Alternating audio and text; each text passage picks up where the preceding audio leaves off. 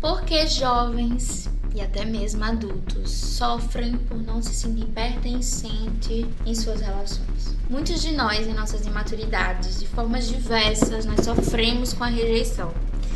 Mas alguns conseguem ter um desenvolvimento saudável e se encontrar em quem ama e outros não.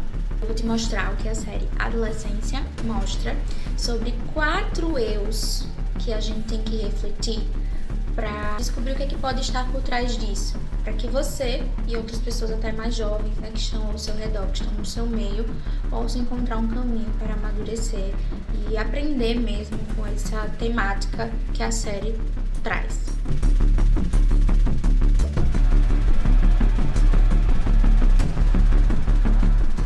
Então vamos lá para essas 4 reflexões para amadurecer o seu eu.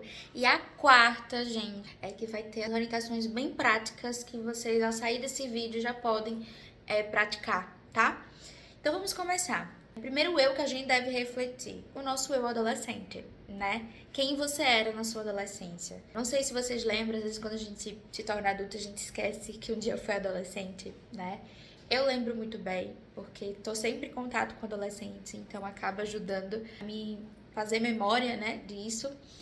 Mas nosso eu adolescente, ele sempre busca o seu lugar no mundo, busca se encontrar mesmo, encontrar dentro de si, e a gente acaba utilizando o mundo externo, né, para isso, porque o nosso mundo interno ainda está sendo formado, então a gente precisa ter contato com as nossas relações, com o que a gente consome, com o que a gente vê, ouve, vive, para poder construir esse mundo interno que está sendo ainda formado. E aí a gente vê no primeiro episódio, não sei vocês, mas eu me coloquei muito no lugar de Jamie. Meu Deus, como um adolescente está viver isso, né?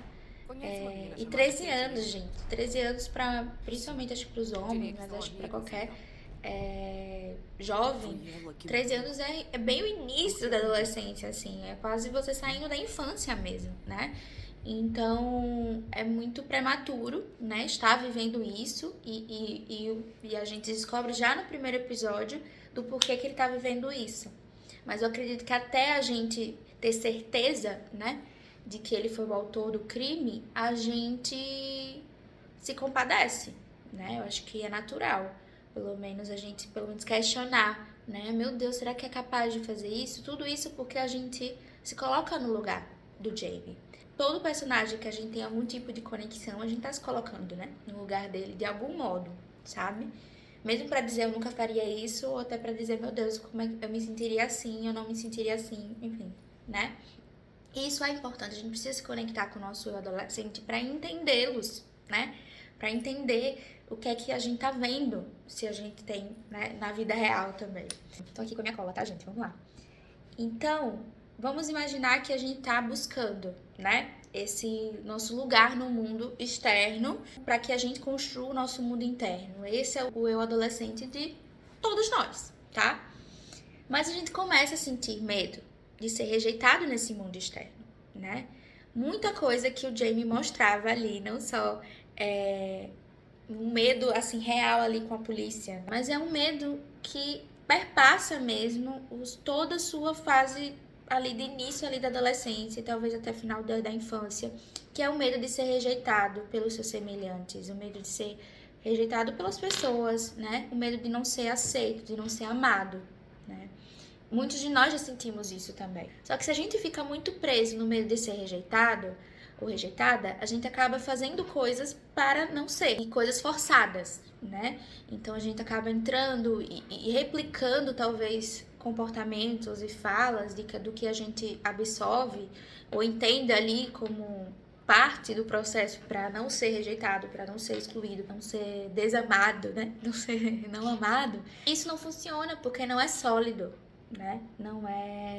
Não faz a gente se desenvolver, pelo contrário, faz com que a gente até atrase o nosso desenvolvimento quando a gente faz coisas forçadas para ser aceito, né? E afasta cada vez mais a aceitação real, genuína, porque a gente só é aceito por aquilo que a gente faz, só é aceito por aquilo que a gente replica.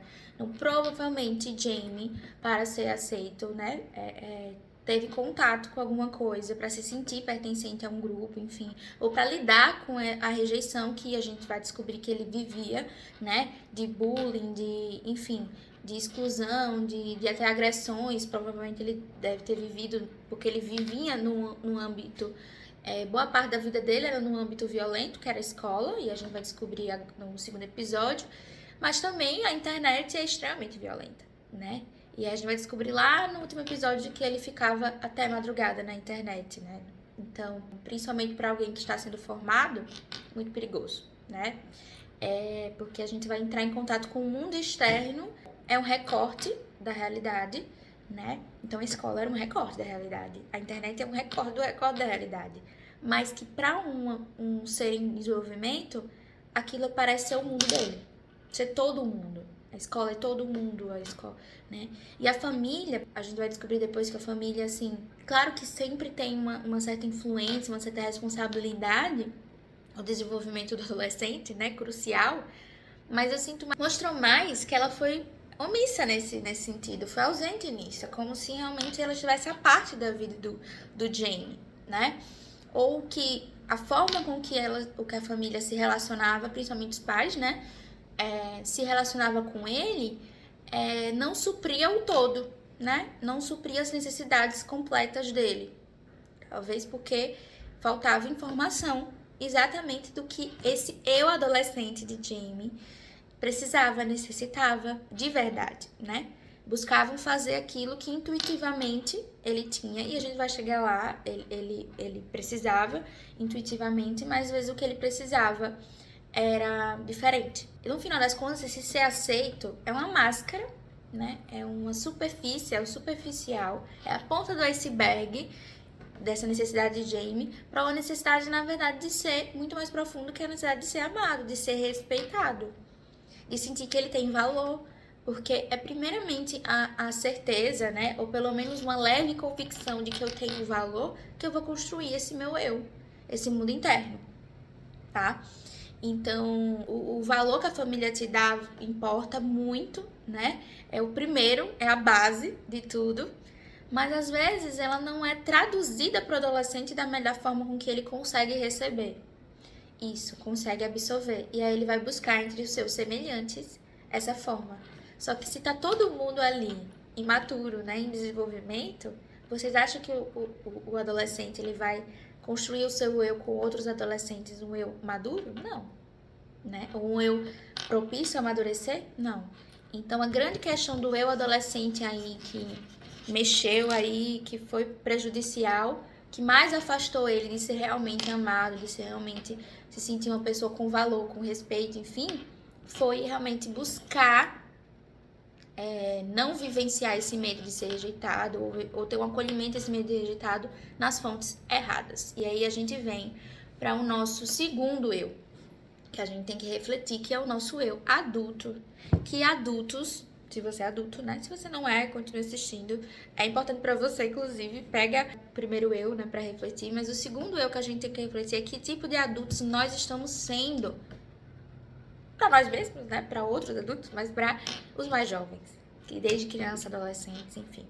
Podem ser da sua família, pode ser do seu trabalho, pode ser da sua comunidade, dos seus amigos, sei lá. Qualquer pessoa que não é ainda adulto, querendo ou não, nós somos adultos para aquela pessoa, entende? Então a gente tem algum tipo de referencial, né? Principalmente para relações mais próximas, né? E a gente descobre no segundo episódio, por isso é o segundo eu, os adultos que essas crianças conviviam fora da família, né? Então a gente começa o segundo episódio na escola, né? Que, se eu não me engano, é o início ali que mostra primeiro os professores, a perspectiva dos professores daqueles adolescentes, daquele adolescente que é nosso, né, protagonista, enfim, protagonista ao mesmo tempo, né, vilão, enfim, muitos problemas, muitas questões, ou bonzinho, ou vítima, né, complexo, ele não é nem outro, né, ou é um e outro, enfim. E o segundo episódio mostra os professores e mostra os policiais também. Então, adultos que me parecem, pelo aquele cenário, por aqueles resultados ali daquela escola, me parecem pouquíssimos preparados para lidar com o eu adolescente, ali. Aí a gente descobre que o contexto, e esse é um ponto importante, né? Nós, enquanto adultos, a gente tem que explorar o contexto que está colaborando para a formação de jovens, tá? Que meio eles estão vivendo. Por quê? Porque o nosso imaginário, principalmente nessa fase, porque é essa fase que o nosso imaginário está sendo formado desde a infância, né? Mas o nosso imaginário, ou seja, o nosso psicológico, o nosso mental mesmo, né? As imagens, quando a gente fecha o olho e vê imagens, né? Enfim, é sobre isso mesmo, nosso cognitivo, nossos pensamentos, nossos sentimentos, eles estão sendo formados pelo comportamento externo ali, né? Pelo contexto, pela realidade. Então, me parece que a escola era um ambiente muito violento, em que, por conta também de várias questões sociais, né? Hoje em dia é mais ainda, mas acho que sempre existiu algum tipo de dificuldade na adolescência da autoridade, né? De os professores terem autoridade, dos pais terem autoridade. Existe sim uma fase normal da adolescência de que é o questionamento da autoridade, mas essa fase já está ultrapassando o ponto nos dias atuais em que não há só um questionamento, há um desrespeito direto à autoridade, né? Nossos jovens hoje, os adolescentes principalmente, né? Os jovens mais jovens já passaram de uma rebeldia, assim, generalizando, né? Os estudos mostram que agora o movimento é de um desrespeito a qualquer pessoa que é mais velha do que eu, né? Que se porta como adulto. Por isso que os adultos precisam voltar ao seu adolescente. Antigamente talvez não era tanto preciso, né? Porque muitas vezes nós, enquanto adultos, antigamente, ou até hoje, a gente repete isso, que é enxergar o adolescente como criança, ou seja, ele não tem voz, vai fazer o que eu mando, mas eu cobro ele uma atitude de adulto. Então é como se esse adolescente ele fosse invisível, né? E eu acho que a revolução disso, ou a desatenção disso, que me parece que chegamos nesse momento em que professores não são mais autoridades, eles também são violentados verbalmente ou até, infelizmente, né, gente, até fisicamente, pelos alunos e os pais, obviamente, isso é a extensão dos pais. E aí a gente vê um policial, um profissional, no papel também dele como pai e o quanto que ele estava também não enxergando o filho dele próprio, né? E o filho dele foi crucial para a investigação que eles estavam tendo aí, que não era mais de quem fez, era do porquê fez, né? Do qual a motivação para um garoto de 13 anos cometer algo desse tamanho, né? Então, nosso imaginário ele é formado pelo meio que a gente vive. E aí, se o meio me ensina que eu devo responder ao meu desejo, né, de ser aceito, de ser respeitada, de ser amada com violência, porque é só dessa forma que eu consigo, é assim que eu vou acabar me comportando. Então, se meu imaginário, meu pensamento, os meus sentimentos me levam a isso, muito provavelmente, principalmente numa fase da adolescência que os pensamentos e sentimentos ainda não são bem regulados. Se tem até adulto é difícil a gente regular nossos pensamentos e sentimentos, né? Imagina na adolescência, nosso comportamento vai ser conforme o que a gente pensa e sente. E se a gente pensa e sente por meio de um meio que é violento, que me ensinou isso, a gente viu, né, que isso acontece. Então, a solução para isso, nosso eu adulto, é ser para outros jovens terem boas referências. A gente vai chegar no quarto ponto de como praticar esse bom referencial. E no terceiro ponto eu vou dizer do que, tá? Para construir um mundo interno que fará com que o adolescente, ele reflita um pouco mais, essa construção não vai ser de uma hora para outra, mas vai ser um processo em que ele possa primeiro ser aceito dentro de si, para que a dependência da aceitação do mundo externo, que por vezes é violento, é agressor, é distorcido, não existe essa dependência tão forte. Porque eu tenho um referencial interno ali sendo formado que é positivo, que me aceita, que me ama. Entendem? Então, essa convicção, né? Me parece que no segundo episódio eles quiseram mostrar que escancarar pra gente em que meio os adolescentes estão vivendo E o que parece pequeno, o que parece besteira para nós adultos, na verdade é o que mais a gente deveria se importar e se preocupar. E a gente vai para o terceiro eu, que na verdade eu que tenho que refletir, porque eu sou profissional dessa área, né? Que é o meu eu psicóloga, psicoterapeuta, mas mais principalmente psicóloga. E talvez você que não é da área, mas pegue um pouco, é um complemento ao segundo, o eu adulto, né? Mas eu peguei muito pra mim porque o terceiro episódio foi pra mim, né? Foi pra todo profissional e talvez, na verdade, eu acho que pode ser para o seu eu cliente de terapia, né? Cliente do processo terapêutico também, porque a primeira coisa que eu já tenho que dizer, algumas pessoas, quando eu comentei sobre a série, assim, assisti a série e tal, me comentaram, Ju, o que você achou do papel dessa psicóloga no terceiro episódio, né? E eu vou falar aqui pra vocês do que eu achei. Na verdade, a primeira sensação que eu tive é que, assim, eu não gostei. Teve horas que eu gostei da postura dela, teve outras que eu me incomodei muito, mas quando acabou o episódio, eu realmente senti uma dor, até mesmo física, assim, um aperto no peito. Porque eu me vi também no lugar dela e me vi fazendo bem diferente dela, mas aí eu entendi. Eu não estaria no lugar dela fazendo o que eu faço hoje. O meu eu psicóloga não é o mesmo do dela, principalmente das áreas, né? Que nós vamos dizer hipoteticamente que ela seja uma pessoa, uma psicóloga real. Na realidade, nós teríamos de áreas de atuações diferentes, mas também nós somos pessoas diferentes, né? Nós reagimos diferentes. E cabe lembrar, gente, ali são pessoas de uma cultura inglesa, né, britânica, então muito provavelmente eles vão refletir também a cultura deles, né, que é diferente também da nossa, bem diferente da nossa latina, enfim, brasileira. Mas o ponto é que teve momentos que eu achei ela muito massa, pra não dizer um palavrão aqui, e outros momentos em que eu achei, nossa, eu senti o que ela sentiu, mas assim, eu também, nossa, não gostei dela, sabe? Difícil. Foi um episódio difícil, mas um episódio muito bom. E o primeiro ponto que a gente precisa diferenciar sobre o que é que eu acho é que todo mundo tem que saber que ali não era uma sessão de terapia. Porque, graças a Deus, né, a gente tem crescido mais o acesso. Ainda precisa crescer muito mais, mas tem crescido o acesso à terapia. Então, é algo mais conhecido pelas pessoas, pela sociedade, mesmo que não tenha sido vivido, mas já é mais falado, né? Então, o nosso referencial, talvez, de psicólogo, o nosso imaginário está sendo formado a partir apenas da área de atuação que é a psicoterapia, a psicologia clínica, né?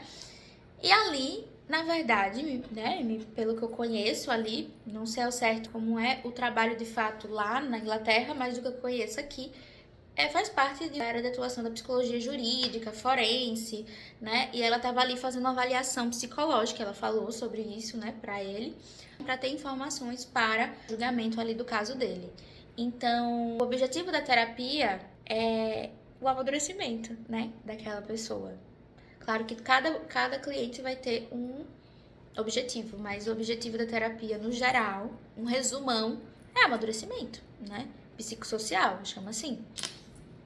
Mas ali, o objetivo de um processo de avaliação psicológica é investigação e absorção de informações sobre aquele avaliando, né? Então, ela não estava ali para acrescentar algo para Jamie, né? Para fazê-lo se sentir melhor, para fazê-lo se sentir o que é o objetivo do eu psicóloga. E aí você pode refletir sobre os seus papéis. O eu psicóloga, eu fiquei refletindo sobre as minhas 3 funções como psicóloga terapeuta, que é acolher, aterrar e compartilhar, né? Essas 3.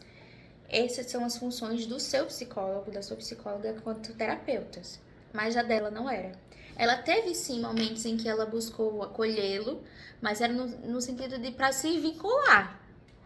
Quase que, tipo assim, para conseguir o que ela queria, né? Que ele se sentia à vontade para falar sobre coisas difíceis, tanto que vocês viram como ele reage emocionalmente.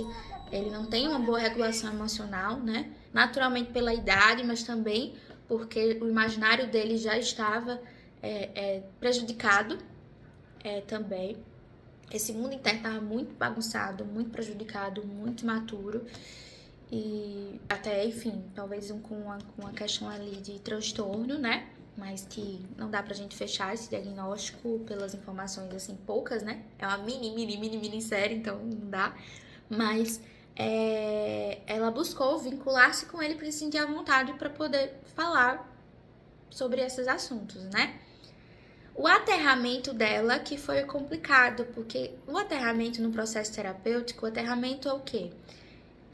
Eu acolho, né? Eu faço a pessoa se sentir confortável, eu valido o que aquela pessoa sente. Esse é o acolhimento que o psicólogo tem que ter no terapeuta, né? E o aterramento, eu faço essa pessoa refletir, questionar, ter limites. O aterramento vem de realidade, né? A pessoa se instalar na realidade, pisar os pés na realidade e olhar para a realidade e ver o que é que eu tenho que mudar, o que é que eu tenho que melhorar, o que é que eu tenho que me transformar. A pessoa tomar consciência sobre si mesmo e as suas ações. Ela tentou fazer isso com aqueles questionamentos muito diretivos, foi aí que eu não gostei.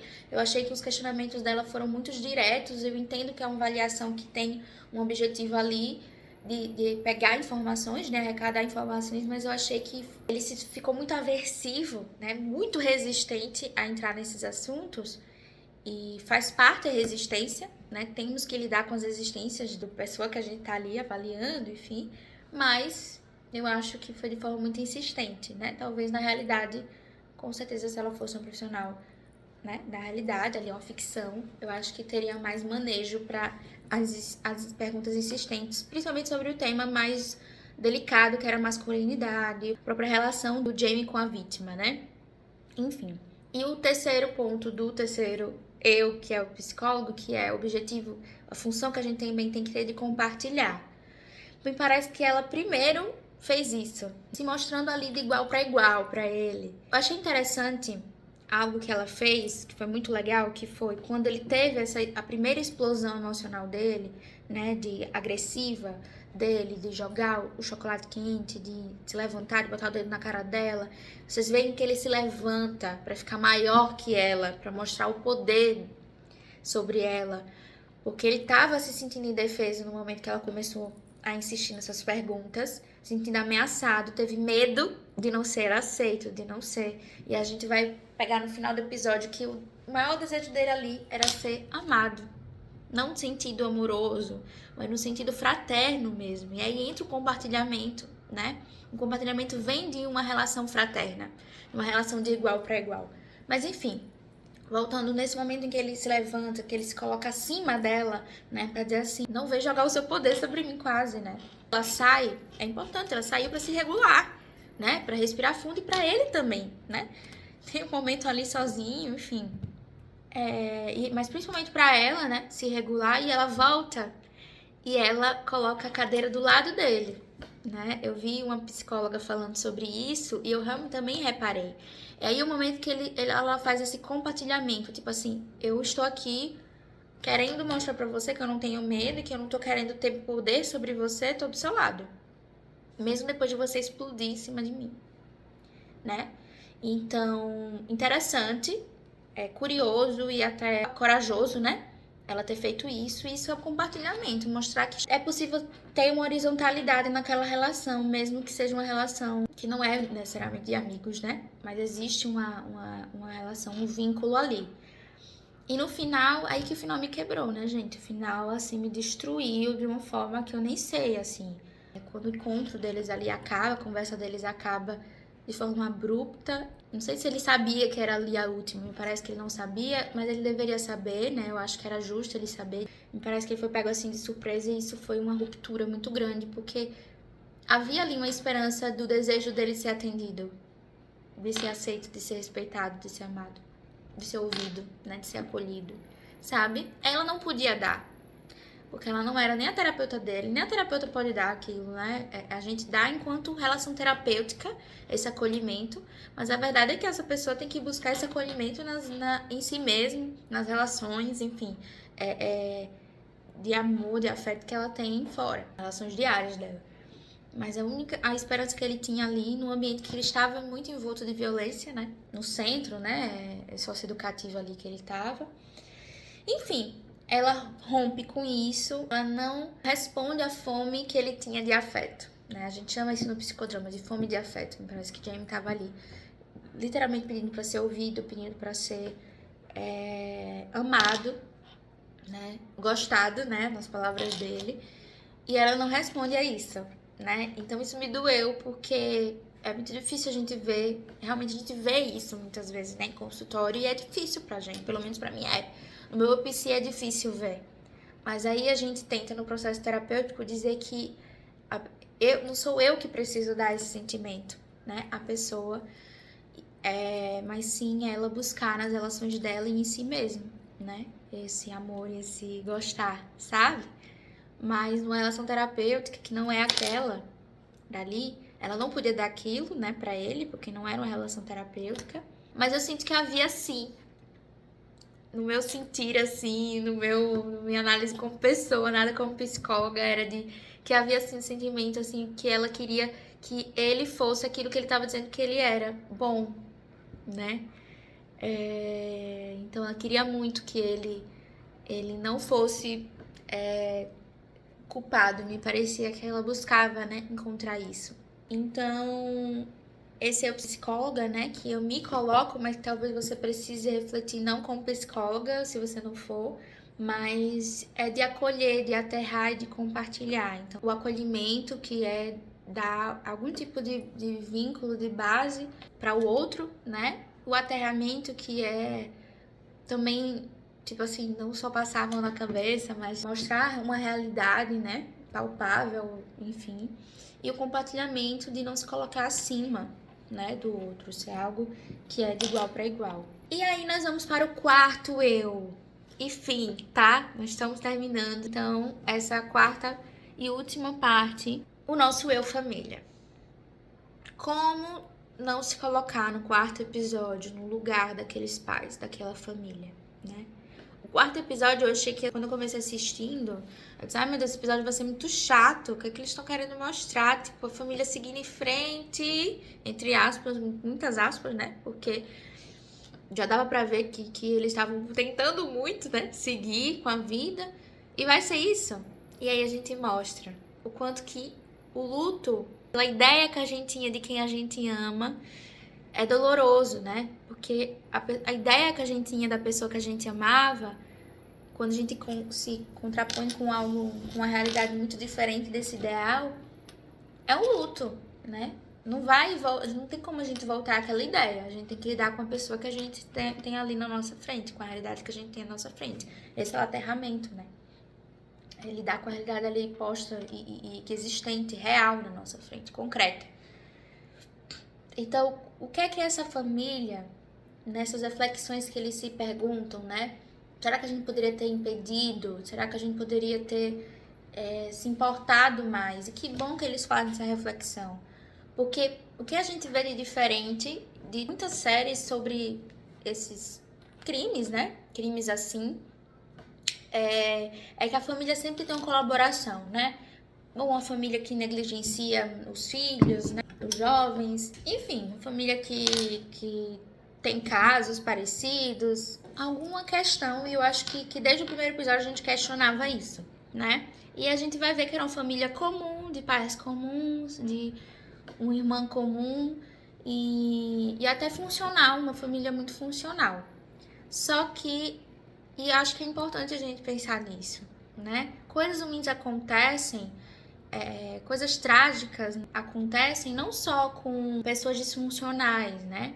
Mas também com, às vezes, necessidades, às vezes, básicas que não é sabido que são básicas quando elas não são atendidas, tá?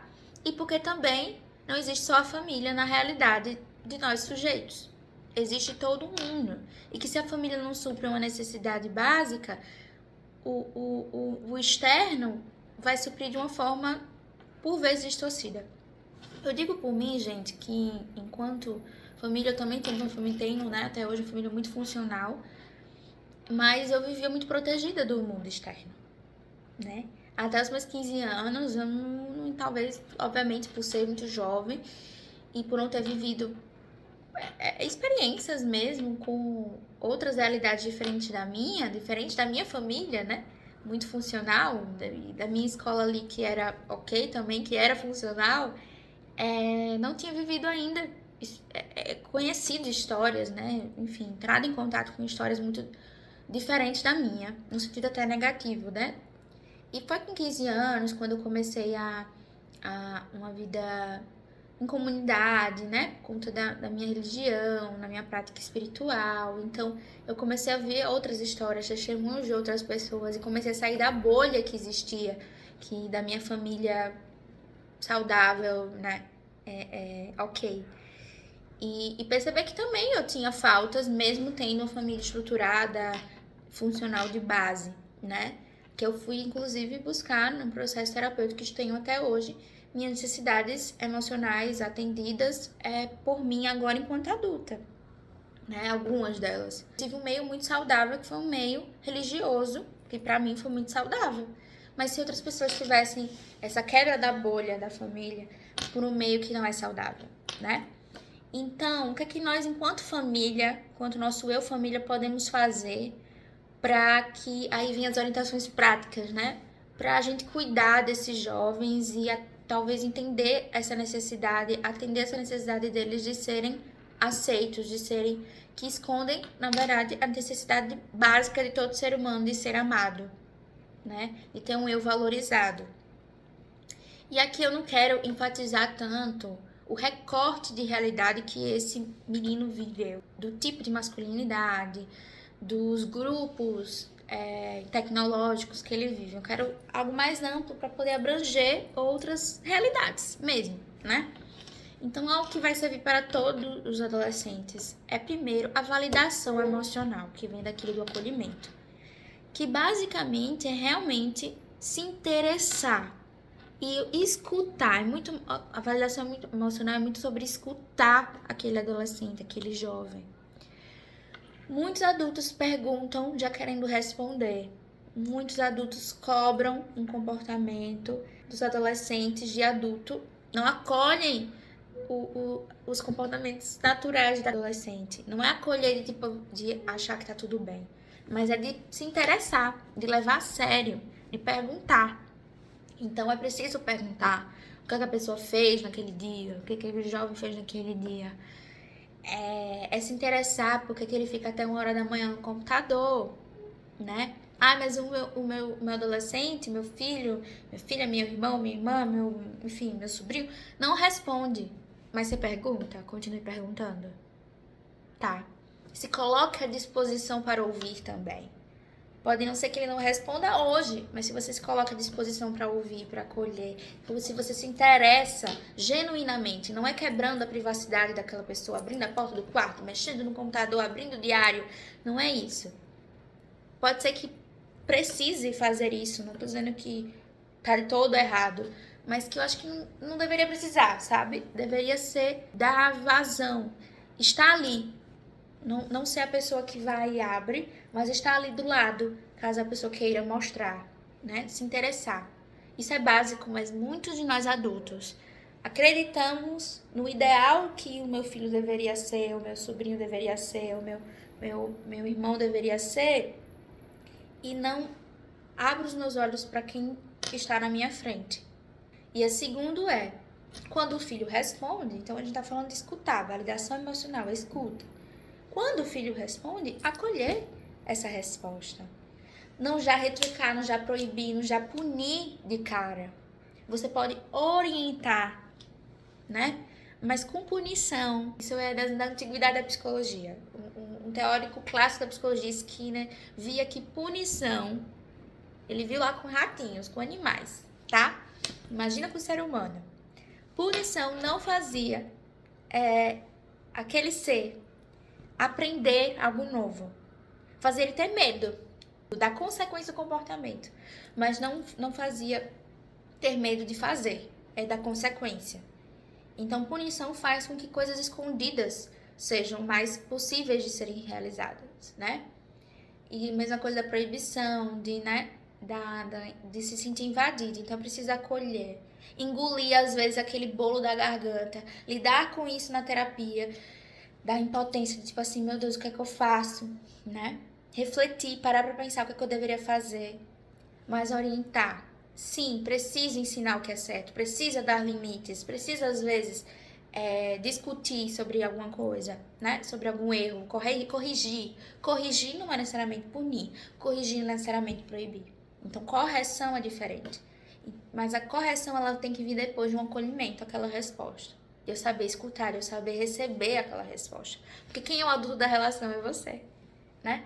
Se eu tô falando com você adulto, que tem algum jovem, então seja o adulto e não surte com a resposta de um adolescente, tá? E a terceira orientação prática que eu quero te dar é a transparência e a franqueza nas orientações. Às vezes a gente tem muito medo ou cheio de dedos, de pisar em ovos, de explicar o que é certo. De orientar o seu filho exatamente como deve ser. Ah, mas ele é muito novo, ele não vai entender.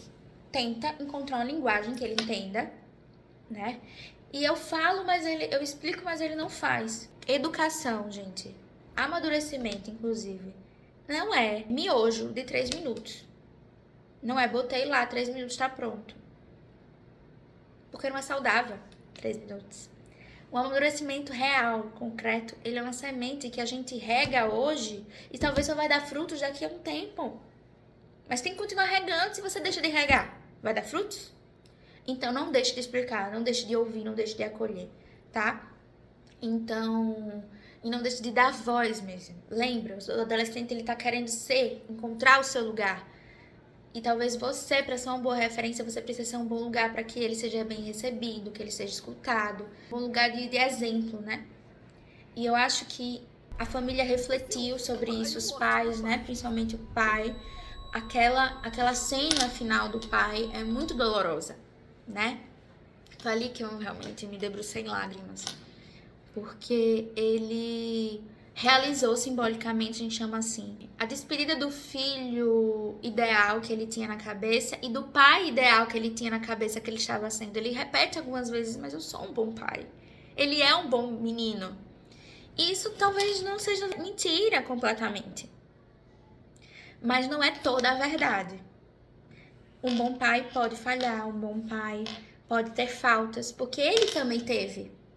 Enquanto adolescente, enquanto criança, jovem, ele teve faltas, ele mesmo disse, né? E aí ele tentou não repetir essas mesmas faltas que ele viveu, mas ele acabou faltando em outras, que é nesses 3 pontos, do interesse pela vida do filho, do interesse dos detalhes, né? Estar atento, talvez. Às vezes a gente se preocupa muito em ter uma boa escola, em dar boas oportunidades materiais para o filho, trabalhar muito para isso. E acaba negligenciando a parte mais emocional, psicológica, por achar que, né, não é o mais importante nesse momento. Alimentação, educação são necessidades também, mas o emocional também é uma necessidade. Então, atender a essa necessidade, né? Engolir, às vezes, nossos desejos de ter poder sobre aquele jovem, né? Punindo, proibindo, brigando, mas sim corrigindo, colocando limites, orientando. E a franqueza e a transparência em explicar o que é certo.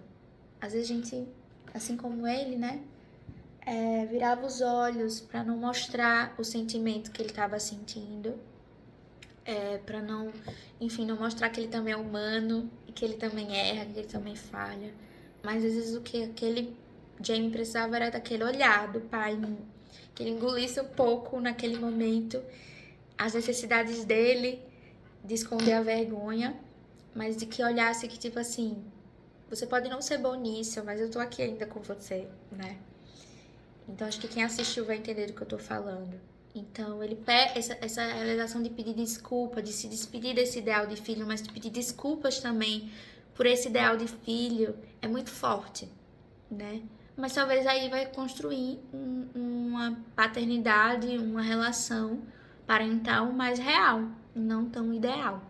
E me contem aqui, né, nos comentários o que é que vocês acham sobre isso. E compartilhem com alguém que também gostou da série e talvez vá gostar de aprender sobre esses 4 eus aí que a gente precisa refletir e amadurecer. Obrigada. E aí, nós vamos para o terceiro eu que a gente tem que refletir, que a gente não Só ele, o terceiro. Né, muita gente me perguntou. Muita gente não, né? Quem tanto que meio que foi muito quando ele quando essa quebra da sessão, tipo assim, quebra da sessão não, né? Porque não é uma sessão.